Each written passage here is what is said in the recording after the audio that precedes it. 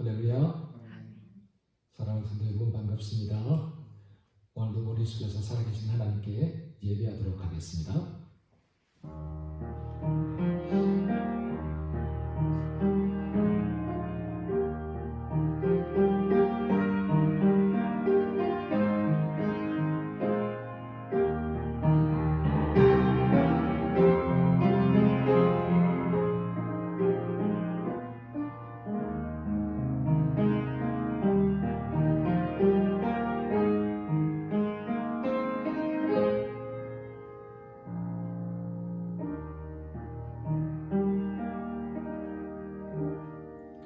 여호와여, 내가 주의 구원을 사모하여 싸우며 주의 율법을 즐거워하나이다.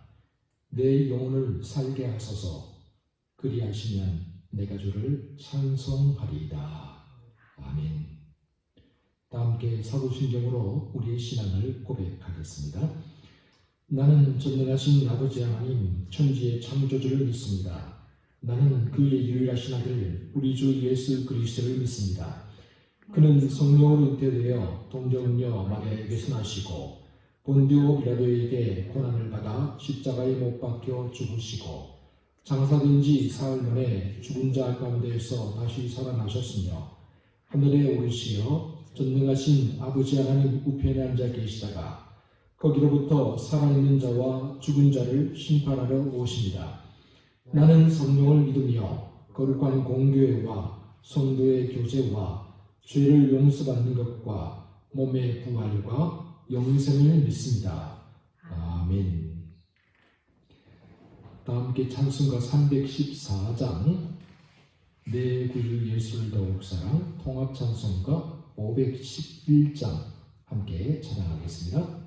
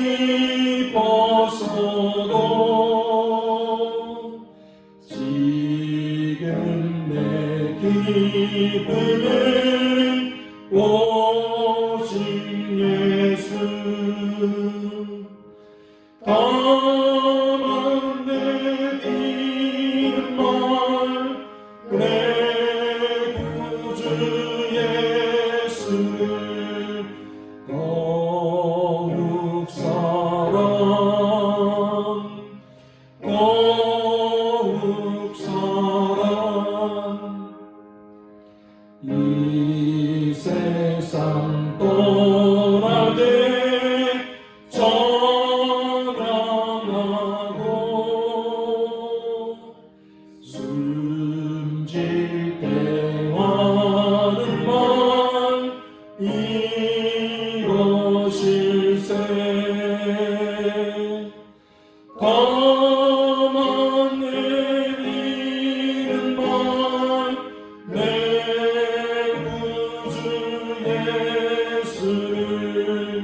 더욱 사랑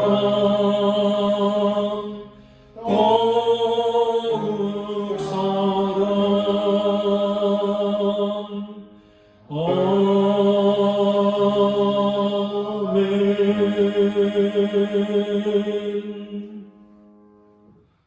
오늘 이 예배를 위해서 김현호 전사님 나오셔서 기도해 주시겠습니다. 사랑이 많으시고 은혜와 자비가 풍성하신 하나님 아버지 감사드립니다. 오늘 이곳에 나와서 하나님을 찬양하고 하나님 하나님께 예배드리게 해주시고 하나님과 교제하게 해주셔서 감사드립니다. 모든 영광 오직 하나님 홀로 받으시옵소서. 주님, 저희가 지은 많은 죄를 고백합니다. 제 스스로의 재미와 이익만을 추구하였습니다. 남들보다 조금이라도 인정받으려 온 힘을 쏟았습니다. 예수님만 의지합니다. 회개하오니 용서하여 주시고 예수님 닮아가게 하옵소서. 코로나로 인해 만남과 교제가 어려워졌습니다. 이러한 때 바로 옆에 있는 한 사람 한 사람을 사랑하게 해주세요. 서로 나누고 위로하게 해주세요.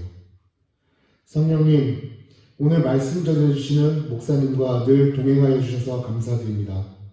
성령님께서 우리 양동교회 성도님들 마음 한가운데 계심을 믿습니다. 주님, 양동교회 성도님들 지켜주시고 보호해주세요. 항상 함께해 주세요. 어려움 가운데 있는 성도님들도 성령님 함께 하심으로 말미암아 기쁨과 감사 가득하게 해주세요. 양동교회 어린 생명들도 주님 친히 찾아가 주셔서 만나주세요. 저희와 늘 함께 해주시고 하나님께로 나아가게 해주시는 예수 그리스도 이름으로 기도드립니다. 아멘.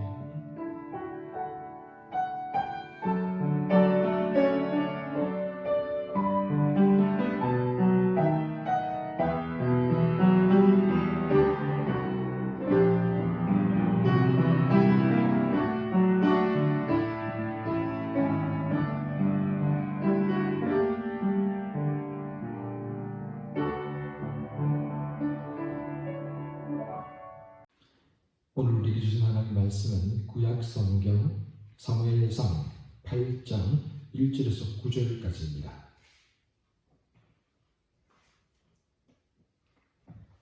제가 가진 성경으로 구약 성경 419쪽 사무엘상 8장 1절에서 9절까지 말씀, 하나님 말씀을 봉독하겠습니다. 조용히 경청하시기 바랍니다. 사무엘이 늙음에 그의 아들들을 이스라엘 사사로 삼으니 장자의 이름은 요엘이요 차자의 이름은 아비야라. 그들이 브엘셀바에서 사사가 되니라. 그의 아들들이 자기 아버지의 행위를 따르지 아니하고 이익을 따라 뇌물을 받고 판결을 굳게 함이라. 이스라엘 모든 장로가 모여 라마에 있는 사무엘에게 나아가서 그에게 이르되, 보소서, 당신은 늙고 당신의 아들들은 당신의 행위를 따르지 아니하니 모든 나라와 같이 우리에게 왕을 세워 우리를 다스리게 하소서 한지라. 우리에게 왕을 주어 우리를 다스리게 하라 했을 때에 사무엘이 그것을 기뻐하지 아니하여 여호와께 기도하며 여호와께서 사무엘에게 이르시되, 백성이 내게 한 말을 다 들으라. 이는 그들이 너를 버림이 아니요 나를 버려 자기들의 왕이 되지 못하게 함이니라. 내가 그들을 애굽에서 인도하여 낸 날부터 오늘까지 그들이 모든 행사로 나를 버리고 다른 신들을 섬김같이 내게도 그리하는도다. 그러므로 그들의 말을 듣되 너는 그들에게 엄히 경고하고 그들을 다스릴 왕의 제도를 가르치라. 아멘. 이 시간 예배를 위해서 오혜연 지휘자님 나오셔서 특송해 주시겠습니다.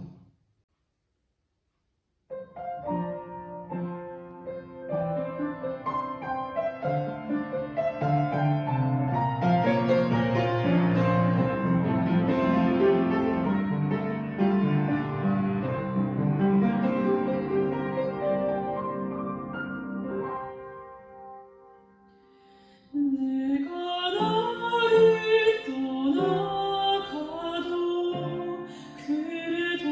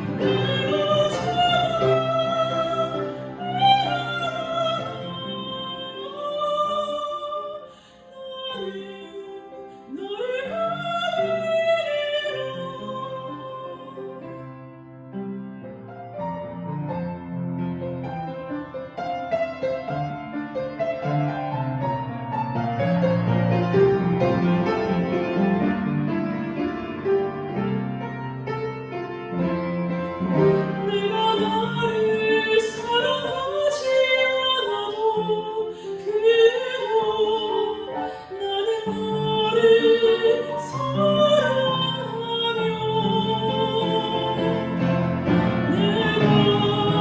지은 죄만이나 그래도 나는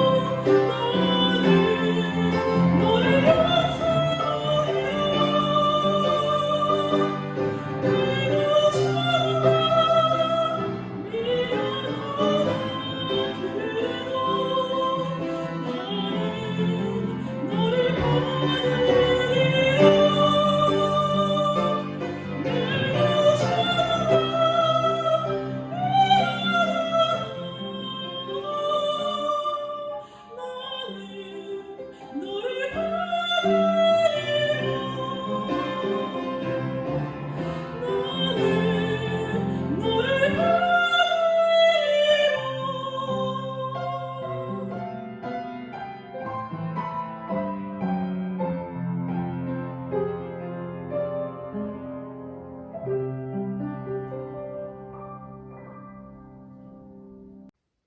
할렐루야.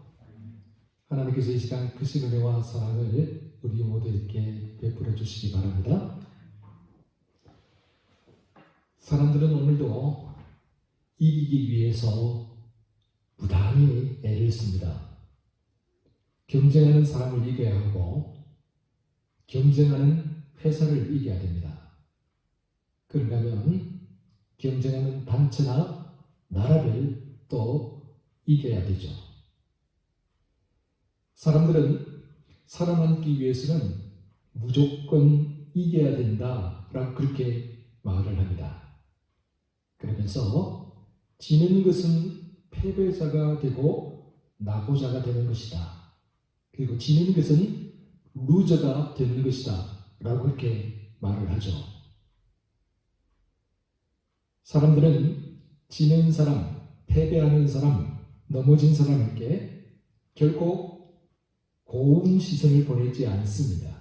아니, 어떤 경우에는 그들을 바라보지도 않으려고 합니다. 약육강식의 법칙, 적자 생존의 원리, 사람들은 이런 것들을 끊임없이 내세우면서 무조건 이겨야 한다고, 역사는 이긴 사람의 편이라고, 이긴 사람이 강한 사람이라고 그렇게 주장합니다. 그래서일까요? 많은 사람들이 승리한 사람들을 숭상합니다. 그들을 존경하고 우러러봅니다. 마치 또 다른 레벨에 있는 사람처럼 취급을 하죠. 그러나 이것이 과연 올바른 행동일까요? 이것이 과연 성경의 정신일까요? 그리고 이것이 과연 하나님의 마음일까요? 오늘 우리는 본문 말씀을 통해서 매우 중요한 성경의 정신, 하나님의 마음을 한 가지 배우게 됩니다. 이스라엘 역사에서 실질적으로 마지막 사사로 활동했던 사무엘은 그의 어머니 한나가 서원했던 것처럼 젖을 떼고 얼마 있지 않아서 하나님께 바쳐졌습니다. 그래서 어린 사무엘은 하나님의 성막이 있는 곳에서 자라나게 되었죠. 제사장 엘리가 그를 철저하게 교육하고 훈육했습니다. 그리고 엘리의 두 아들인 홈니와 비느하스의 잘못된 행동들을 보면서 그것을 반면 교사로 삼아 하나님 앞에 바로 서기 위해 최선을 다하면서 살았습니다. 하나님께서 이런 사무엘과 함께 하셔서 그의 말이 하나도 땅에 떨어지지 않게 주셨다라고 성경은 기록하고 있습니다. 그리하여 그가 하나님으로부터 선지자로 세움을 받았다는 사실을 온 이스라엘 백성들이 다 알게 되었습니다. 참으로 사무엘은 하나님 앞에서 사람들 앞에서 정직하고 의로웠을 뿐만 아니라 하나님 앞에서는 겸손하고 신실한 삶을 살았던 사람이었습니다. 그런 중에 블레셋과의 전쟁이 벌어지게 되죠. 이 전쟁에 홈니와 비나스가 참석을 했다가 그만 죽고 맙니다. 그리고 이 소식을 제사장 엘리가 전해 듣게 되는데 너무나도 황망하여 엘리도 급사를 하게 됩니다. 그러면서 사무엘이 이스라엘의 지도자로 떠오르게 됩니다. 준비된 지도자 사무엘은 혼신의 힘을 다해 이스라엘의 부흥 운동을 이끌었습니다. 그는 오랫동안 하나님 말씀을 들어본 적이 없는 이스라엘 백성들을 위해서 하나님 말씀을 들려주기 위해 전국을 순회하며 돌아다니면서 하나님 말씀을 전했습니다. 그리고 이스라엘에서 바알과 아스다롯 우상들을 다 제거해 버렸고 오직 여호와 하나님만을 섬길 수 있도록 만들었습니다. 그 결과 이스라엘 온 족속이 여호와 하나님을 사모하게 되었다라고 성경은 우리에게 전해주고 있습니다. 이스라엘 온 족속이 사사요, 선지자요, 제사장이었던 사무엘을 통해서 평안과 안식을 누릴 수 있게 되었습니다. 그가 다스리는 동안 하나님 앞으로 나아가서 하나님 주신 생명수 강물을 흡족하게 마시고 새 힘을 얻게 되었습니다. 그런데 문제는 사무엘이 다스릴 때는 이 모든 것들이 다 좋았는데 사무엘이 점점 나이가 들고 늙어가게 되었다라는 사실이죠. 사무엘이 늙어가면서 사무엘의 두 아들에게 이스라엘을 다스리게 했는데 사무엘의 아들들은 아버지 사무엘과 같지 않고 정직하거나 바르지 않고 뇌물을 받고요. 백성들의 재판을 굽게 만들었습니다. 이스라엘 사사에게 어울리지 않는 행동들을 했습니다. 그러자 이스라엘 장로들과 백성들이 근심 걱정을 하기 시작합니다. 지금은 그나마 사무엘이 살아있어서 괜찮은데 사무엘이 죽고 나면 어떻게 하느냐라는 것이죠. 그러면서 그들이 한 가지 방책을 마련하게 되죠. 우리에게도 왕을 세우자. 이스라엘의 선조들이 노예 생활을 했던 애굽에도 왕이 있었고요. 당시 이스라엘 주변의 나라에도 왕들이 있었습니다. 이처럼 이스라엘을 제외하고 다른 나라들은 모두 왕을 중심으로 강력한 왕권 체제를 확립하고 있었죠. 그래서 전쟁이 일어나면 왕을 중심으로 군대가 나가서 백성들을 대신해서 싸웠습니다. 이스라엘은 그들에게도 왕과 군대가 생기면 더 이상 이웃 나라들이 쳐들어와도 두려워 떨지 않을 수 있을 거다라고 생각을 했던 거죠. 마음 편히 먹고 두 다리 쭉 뻗고 왕이 있으면 살 수 있다. 그렇게 생각했던 겁니다. 그러니 이참에 우리에게도 왕을 세우자는 것이죠. 그러나 여러분, 이것은 하나님의 뜻이 아니었습니다. 이것은 분명 하나님이 원하시는 바가 아니었습니다. 하나님은 이스라엘 백성들에게 왕이 중심이 되는 왕정 체제가 아니라 하나님의 말씀이 중심이 되는 제사장 나라를 주셨습니다. 제사장 나라는 하나님의 다스림과 통치가 살아있는 역사상 가장 아름답고 가장 멋진 제도였습니다. 그래서 주일날 이스라엘 백성들이 출애굽하여 3개월이 지나 시내산에 다다랐을 때에 하나님께서 이스라엘 백성들을 향해서 이렇게 말씀하셨습니다. 출애굽기 19장 5절 6절입니다. 세계가 다 내게 속하였나니 너희가 내 말을 잘 듣고 내 언약을 지키면 너희는 모든 민족 중에서 내 소유가 되겠고 너희가 내게 대하여 제사장 나라가 되며 거룩한 백성이 되리라. 여러분, 하나님께서 430년 동안 애굽에서 종살이하던 이스라엘 백성들을 그 애굽에서 불러내신 이유는 애굽처럼 왕이 다스리는 왕정 체제를 만들기 위해서가 아니었습니다.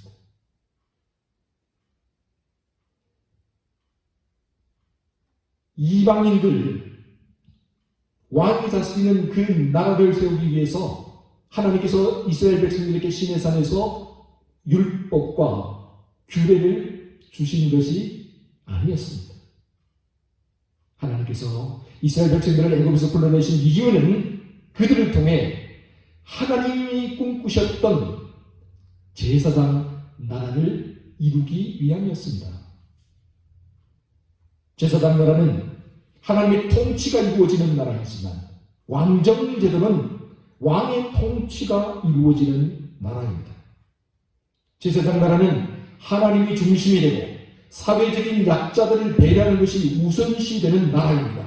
그러나 왕정제도는 왕권이 중심이 되고 강한 자, 힘을 가진 자가 우선시되는 나라입니다. 제사장 나라는 함께 어우러지는 공동체로 유지되는 반면에 왕정제도는 계급체제로 유지되는 나라입니다. 그래서 하나님은 사무엘로 하여금 왕정제도가 결코 이스라엘 백성들에게 유익한 것이 아니라는 사실을 설명해 주셨습니다. 구체적인 예들을 열거하면서 왕정제도의 실체는 이스라엘 백성이 하나님의 백성이 되는 것이 아니라 왕의 종이 되는 것임을 설명해 주셨습니다. 그럼에도 불구하고 이스라엘은 사무엘의 말을 듣지 않습니다. 하나님의 말씀을 듣지 않습니다. 끝까지 고집을 부립니다. 본문 5절이죠. 우리 함께 5절 말씀을 읽어보도록 하겠습니다. 시작. 그에게 이르되 보소서 당신은 늙고 당신의 아들들은 당신의 행위를 따르지 아니하니 모든 나라와 같이 우리에게 왕을 세워 우리를 다스리게 하소서 한지라. 아멘. 하나님의 백성 이스라엘이 세상 사람들과 똑같은 방식으로 살겠다고 하나님께 요구하고 있습니다. 그러니 세상 사람들과 똑같은 제도와 원칙을 달라고 하나님께 요구하고 있습니다. 자기들 눈에 보이지 않는 하나님이 아니라 자기들 눈에 보이는 왕을 세워달라고 지금 요구하고 있습니다. 이제부터는 하나님의 자녀로 살아가는 것이 아니라 왕의 종으로 살아가겠다고 강력하게 요구하고 있는 것이지요. 그러니 사무엘이 기뻐할 리가 있겠습니까? 사무엘이 이런 백성들이 요구를 들어주고 싶겠습니까? 이것은 말도 안 되는 요구였습니다. 하나님의 소유를 삼기 위해서 하나님의 제사장 나라로 삼기 위해서, 하나님의 거룩한 백성으로 삼기 위해서 이스라엘 백성들을 출애굽시켜서 가나안 땅까지 인도하여 드렸는데, 이제 와서 하나님의 백성들이 왕의 종이 되겠다니요, 하나님을 버리겠다니요, 있을 수 없는 일이었습니다. 그러나 사무엘도 어쩔 수가 없었습니다. 그는 이스라엘 백성들을 막을 도리가 없었습니다. 그래서 사무엘이 정말 마지 못해서 백성들의 이런 요구를 가지고 하나님 앞으로 나가서 고개를 숙이고 기도를 드립니다. 저는 이 당시 하나님 앞으로 나갔던 사무엘의 마음을 한번 상상해 봅니다. 여러분, 사무엘의 마음이 어땠을까요? 아마도 너무나도 송구하고 부끄러운 마음이 아니었을까요? 이것이 다 자기가 잘못한 것 같아서, 이것이 다 이제까지 자기가 잘못 살아온 것 같아서, 그리고 자기가 이스라엘 백성들을 잘못 가르친 것 같아서 사무엘의 마음이 착잡하기 이를 데 없었을 겁니다. 저라도 그랬을 것 같습니다. 그런데 더욱 안타깝고 더욱 가슴 아픈 일은, 하나님께서 이런 이스라엘 백성들을 보면서 실망하셨다라는 사실입니다. 하나님이 아니라 세상의 왕을 요구하는 이스라엘 백성들을 바라보면서 하나님께서 사무엘보다 더욱더 마음이 착잡하셨다라는 사실이죠. 여러분 한번 생각해 보세요. 하나님의 백성이 하나님을 버리고 세상의 왕을 요구하고 있습니다. 더 이상 하나님이 왕이 아니라 사람이 왕이 되어 다스리는 그 나라를 우리에게 달라고 요구하고 있습니다. 그러니 하나님 마음이 얼마나 아프셨겠습니까? 그래서 오늘 본문에는 성경에서 가장 슬픈 구절 중에 하나가 나오고 있죠. 본문 7절입니다. 우리 7절 말씀을 다 함께 한 목소리로 읽어보도록 하겠습니다. 시작. 여호와께서 사무엘에게 이르시되 백성이 내게 한 말을 다 들으라. 이는 그들이 너를 버림이 아니요 나를 버려 자기들의 왕이 되지 못하게 함이라. 아멘. 하나님 말씀하십니다. 그들이 너를 버리는 게 아니야. 나를 버려서 그들이 왕이 되지 못하게 하는 거야. 하나님의 백성인 이스라엘이 하나님을 버렸습니다. 그들을 구원하여 주시고 그들을 돌봐 주셨던 하나님을 버리고 이방의 제도, 이방의 문화, 풍습을 따라가겠다고 지금 생떼를 쓰고 있는 것입니다. 그러니 하나님의 마음이 얼마나 아프셨을까요? 그럼에도 불구하고 하나님은 이런 말도 안 되는 이스라엘의 생떼를 결국은 들어주십니다. 이스라엘의 요청을 허락해 주십니다. 그러나 여러분 기억하시기 바랍니다. 여러분 반드시 기억하셔야 돼요. 이스라엘 백성들의 선택과 요청이 옳기 때문에 하나님이 그들의 요청을 들어주신 게 아닙니다. 하나님께서 이스라엘을 너무 사랑하셔서 그들에게 저어주신 겁니다. 이스라엘 백성들을 너무 사랑하시던 하나님께서 아무것도 모르는 철부지 이스라엘 백성들의 생떼를 들어주신 거예요. 사랑하시기 때문에 그 사랑으로 인하여서 비록 이것으로 인해 이스라엘 백성들에게 힘든 일이 생긴다고 할지라도, 비록 이것으로 인해 이스라엘이 많은 것을 잃어버리게 된다고 할지라도, 장차 어떤 일이 생길지 하나님 다 알고 계셨겠죠? 그럼에도 불구하고 이스라엘을 사랑하시던 하나님께서 이 모든 것들을 용납해 주셨습니다. 그들을 사랑하셨기에 하나님은 말도 안 되는 그들의 생때를 들어주셨습니다. 그런데 참으로 놀랍고 신비로운 일은요, 바로 이것이 성경에 나오는 하나님께서 우리를 사랑하시는 방법이다라는 사실이죠. 여러분, 창세기 32장을 보면 이러한 하나님의 사랑법을 확인해 볼 수가 있습니다. 형 에서의 약점을 이용해서 형의 장자권을 빼앗고, 또 아버지 이삭의 약점을 이용해서 형이 받아야 할 축복도 가르쳤던 야곱. 형 에서가 자기를 죽이겠다고 이를 갈자 외삼촌 라반이 사는 하란으로 야반 도주를 하여서 거기에서 약 20여 년간을 머물게 되죠. 그리고 세월이 흘러서 다시 고향으로 돌아오는 야곱. 형 에서가 400명의 군사를 거느리고 지금 자기를 만나러 달려오고 있다는 소식을 전해 듣게 됩니다. 그러자 야곱이 두려워합니다. 안절부절하지 못합니다.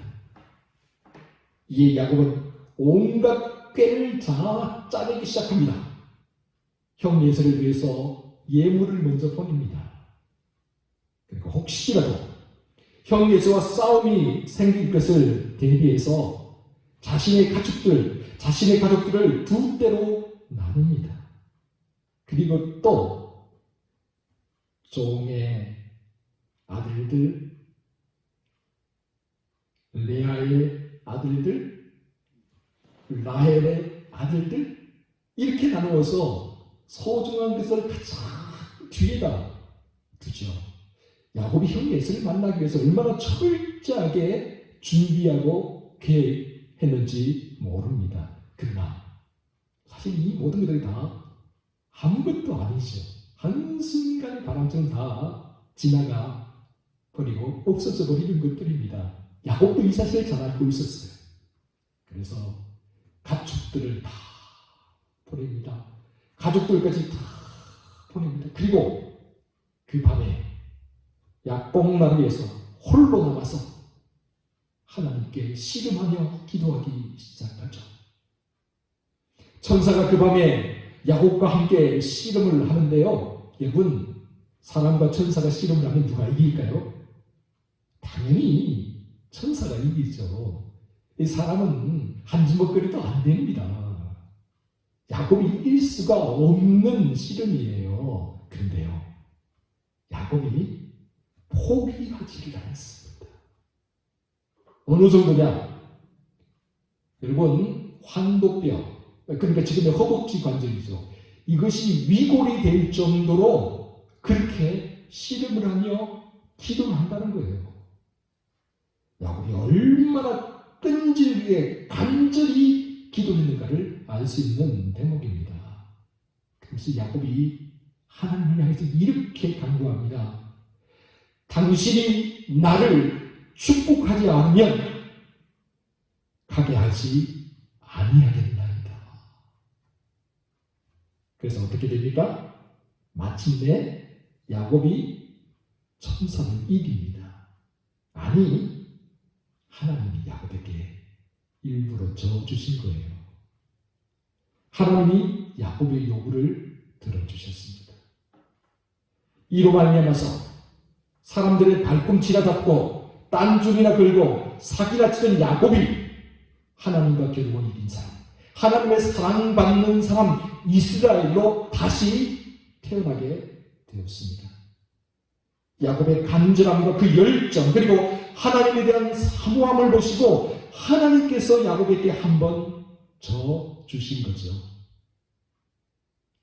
구약 말라기서와 신약 요한복음을 통해서도 우리는 하나님의 이러한 사랑법을 다시 한 번 더 확인할 수가 있습니다. 말라기서를 보면 이스라엘 백성들이 하나님께 이렇게 묻고 있죠.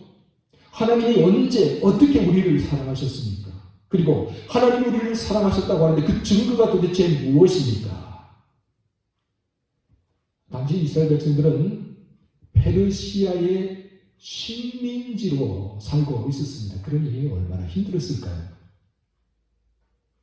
하루하루의 시간들이 참으로 힘겹고 퍽퍽했겠죠.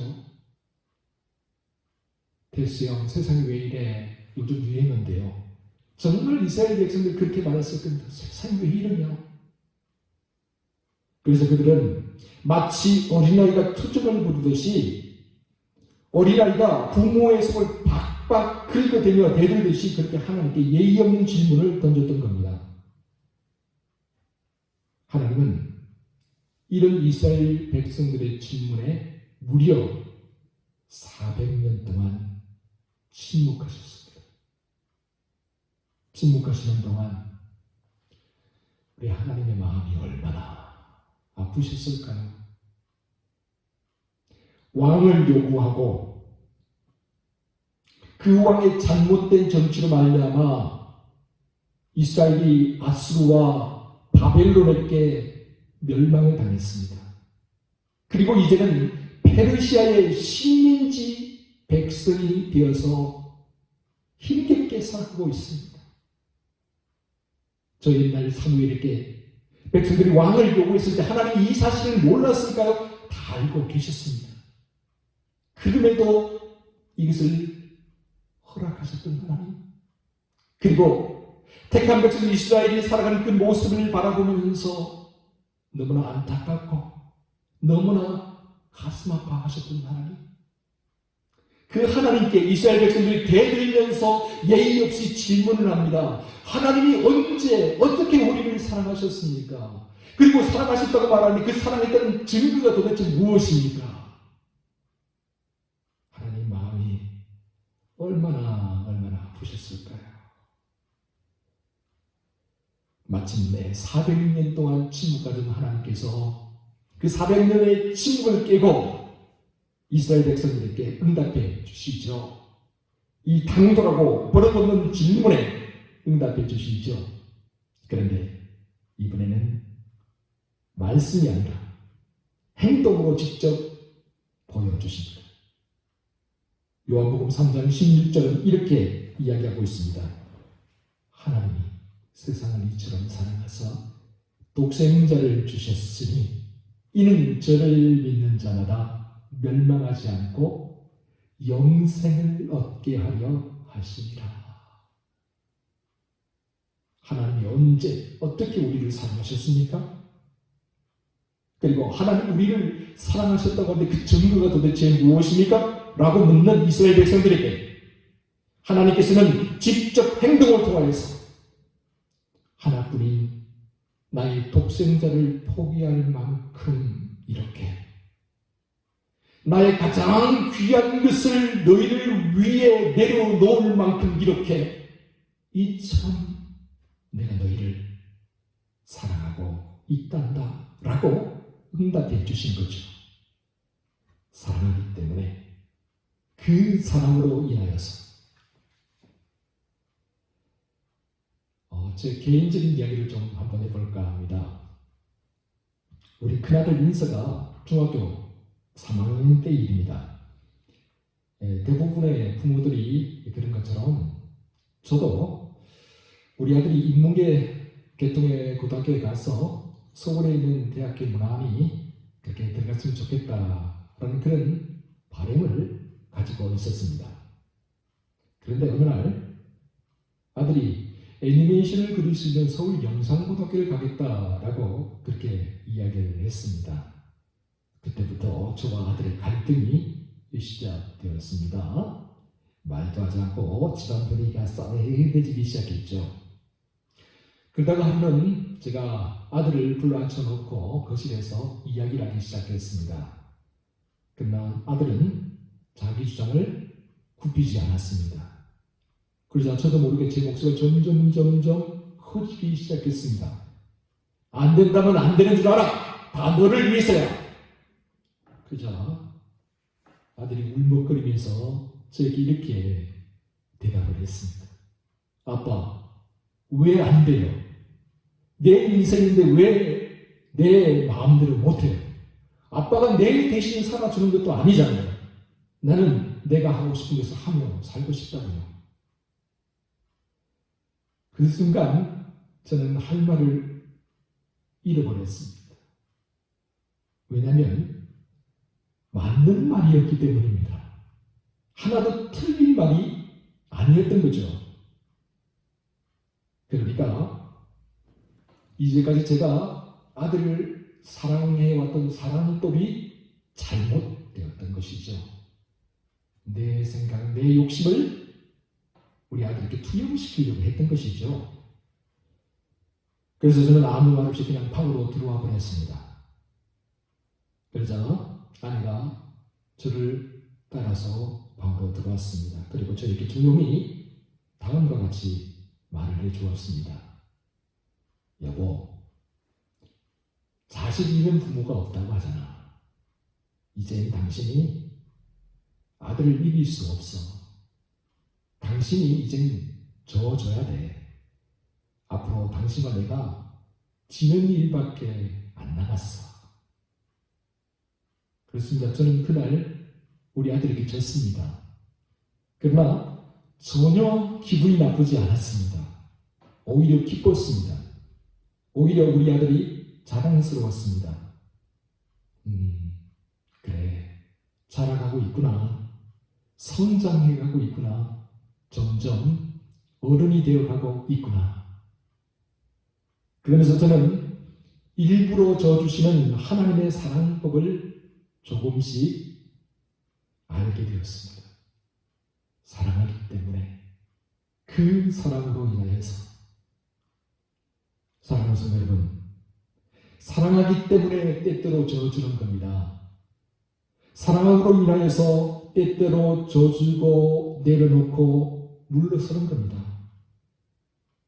저주는 사랑, 내려놓을 줄 아는 사랑, 그리고 물러설 줄 아는 사랑, 그 사랑이 더 큰 사랑입니다. 그러므로 저주는 연습을 많이 하시기 바랍니다. 날마다 일부러 저주시는 하나님의 사랑법을 이제부터 배워보시기 바랍니다. 하나님은 오늘도 변함없이 우리를 이처럼 사랑하고 계십니다. 기도하겠습니다.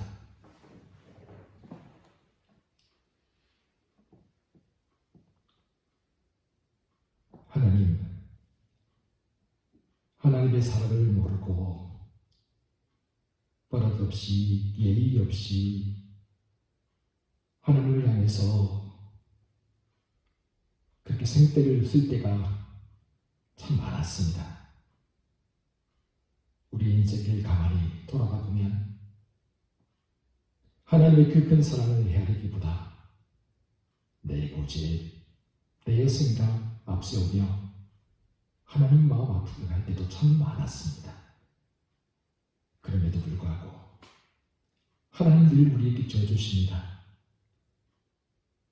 그 사랑으로 인하여서, 그 큰 사랑 때문에 우리의 생때도 받아주시고 고집도 받아주시고 말도 안 되는 응습도 다 받아주십니다. 그 사랑이 있어서 오늘 우리가 여기까지 왔습니다.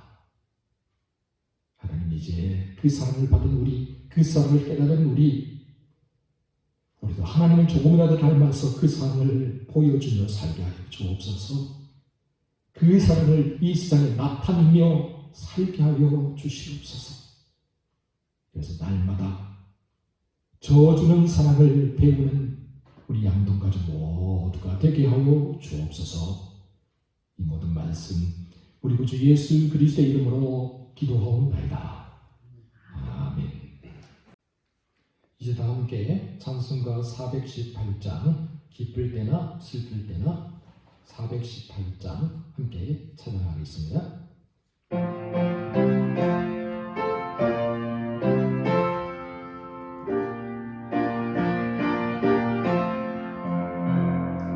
기쁠 때나 슬플 때나 오시는 사랑의 주, 기쁠 때에 찬양하고 슬플 때 기도합니다. 사랑의 물이 위로하소서. 임마누엘 주여 세임 주소서. 병들 때나 괴로울 때 도우시는 위로의 주 믿음으로 간구하니 연약함 고쳐주소서. 사랑의 우리 주여 위로하소서. 임마누엘 주여 세임 주소서.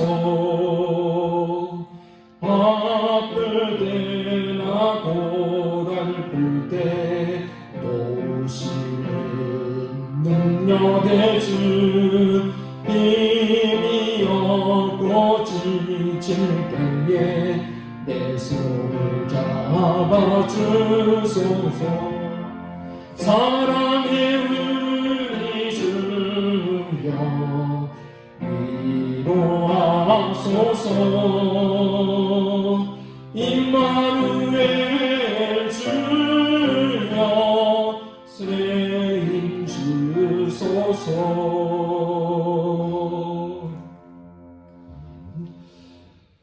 광고 말씀 드리도록 하겠습니다.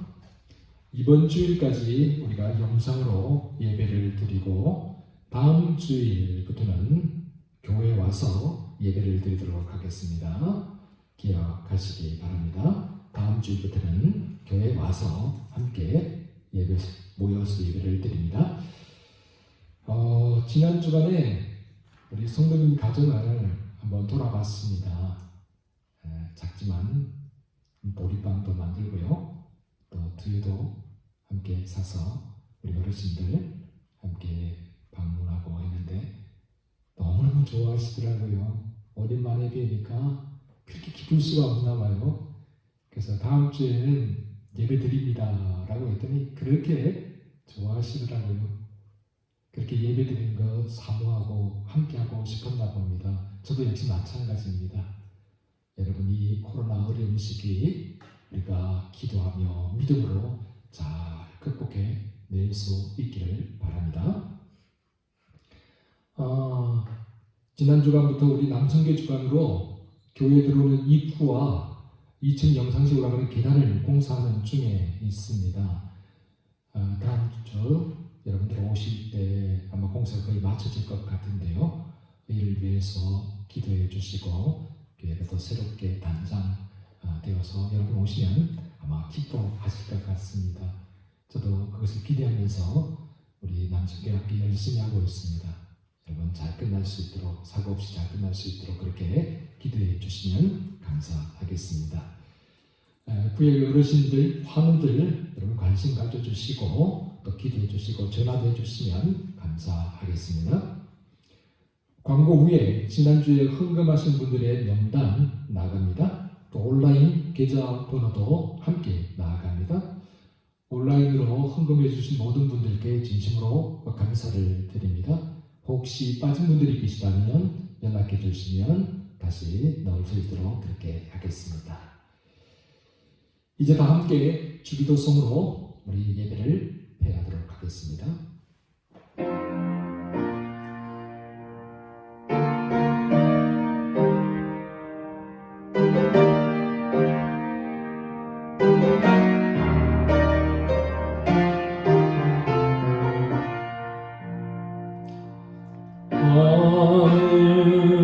하늘에 계신 아버지 이름 거룩하사 주님 나라 임하시고 뜻이 이루어지이다.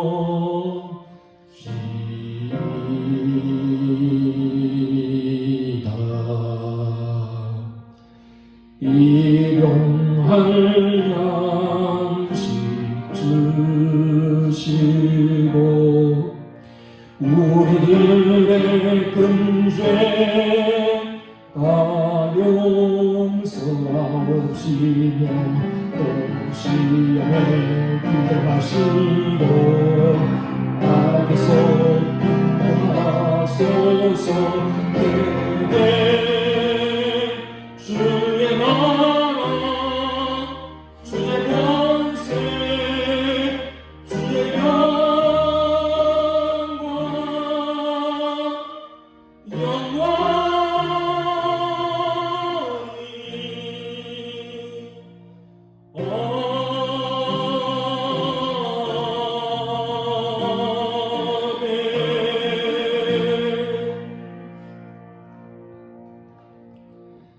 하나님 아버지, 지난 한 주간 동안 지켜주셔서 감사합니다. 주의 날개 그늘 아래 우리를 품어주셔서 감사합니다. 그 은혜, 그 크신 사랑 감사하는 마음으로 저희들이 적은 것이지만 예물을 하나님께 드립니다. 10의 하나를 구별해서 하나님께 드리고 감사의 헌금으로 드리고 선교의 헌금으로 1,000번째로 기타 여러 가지 기도 제목을 가지고 하나님 앞에 나아갑니다. 하나님, 우리가 드리는 이 예물을 기쁘게 받아주시옵소서. 과거의 두 랩돈도 기쁘게 받으셨던 것처럼 아버지 하나님, 우리가 드리는 이 예물을 기쁘게 받으시고 이 예물을 축복하여 주시옵소서. 이 예물을 드린 손길들마다 하나님께서 형통의 복을 누리게 하여 주시고 이 예물을 드린 손길마다 하나님께서 놀랍게 채우시는 은혜를 맛볼 수 있도록 도와주시옵소서. 하나님, 우리가 가진 모든 것들이 다 하나님의 것입니다. 하나님의 것이기에 하나님의 뜻을 위해 사용할 줄 아는 법을 배우게 하여 주시고 하나님의 영광을 위해 사용하는 저희들 모두가 될 수 있도록 도와주시옵소서. 그래서 우리가 살아가는 동안 우리에게 주신 것으로 주님 주신 축복을 유통시키는 삶을 살게 하여 주시고 우리가 어느 곳에 있든지 하나님의 영광을 드리며 살아갈 수 있도록 도와주시옵소서. 하나님, 한 주간 동안 우리 성도들의 가정을 든든하게 지켜주시고 하나님, 우리 성도들의 자녀들을 하나님께서 불꽃 같은 눈동자로 지켜주시며 하나님, 우리 성도들의 사업장과 산업과 그 수많은 모든 것들을 지켜주셔서 아버지 하나님 30배, 60배, 100배의 결실을 거둘 수 있도록 하나님 은총을 내려 주시옵소서. 하나님, 이 예물이 쓰여지는 곳에서 하나님의 영광이 드러나기를 원합니다. 죽어가는 생명들이 구원받게 하여 주시고 어둠에 잠긴 땅이 빛으로 돌아오는 역사가 일어나게 하여 주시옵소서. 우리 성도들 이제 일주일 동안 세상에서 살아가는 동안 하나님의 자녀로서 부끄럼 없이 당당하게 살아가게 하여 주시고 예수 그리스도의 향기를 바라며 살아갈 수 있도록 도와주시옵소서. 이 모든 말씀을 우리 구주 예수 그리스도의 이름으로 간절히 기도하오며 이제는 우리 구주 예수 그리스도의 은혜와 하나님 아버지의 무한하신 사랑과 성령님의 위로하심과 교통하심과 치유하심이 사랑하는 양동교회 성도들 위해 죄 못된 양동교회 위에 이 나라와 이 민족 위에 그리고 코로나로 고통받고 있는 모든 민족 모든 교회 위에 언제나 함께하옵시길 간절히 축원하옵나이다. 아멘.